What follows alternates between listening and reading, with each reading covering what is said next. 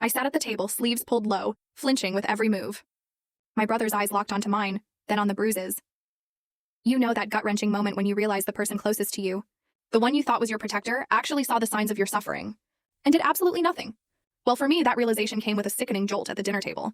My own brother saw the bruises on my arms, his eyes lingering for a second too long before snapping away. He changed the subject right there, while my husband Caleb squeezed my knee under the table, his fingers digging into old wounds, a silent warning.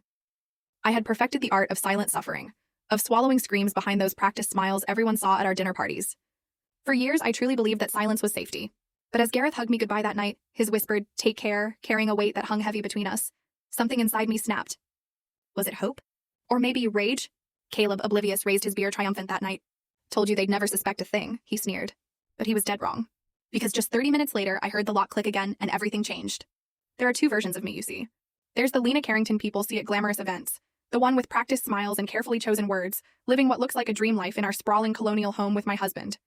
Then there's the real me, the one who flinches at sudden movements, who covers bruises with long sleeves even in the brutal summer heat. I'm 29 and I'm a shadow of the bright-eyed, ambitious woman I used to be. The one who wasn't afraid to share her opinions. Now, I measure every single word before it dares to leave my lips. That evening, as I stood in our kitchen chopping vegetables, my hands were trembling. My brother Gareth was coming for dinner. He was my childhood protector, my confidant, the one who taught me how to ride a bike and stand up to bullies.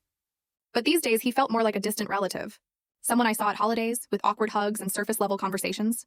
Something had shifted after he married Mira 5 years ago. That invisible thread that connected us, it started to fray. Need any help? Caleb's voice sliced through the quiet, making me jump. The knife slipped in my grip, nearly taking a finger. He stood in the doorway, effortlessly handsome in that way that first drew me to him 7 years ago.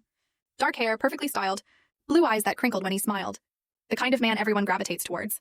"No, I've got it," I answered, my voice steady despite the anxiety bubbling under my skin. He walked over, placing his hands on my shoulders. It looked like a loving gesture to anyone watching, but his fingers pressed just hard enough to make me wince. "You seem nervous," he murmured, his lips too close to my ear. "It's just your brother and his wife. No need to make such a fuss. I know. I just want everything to..."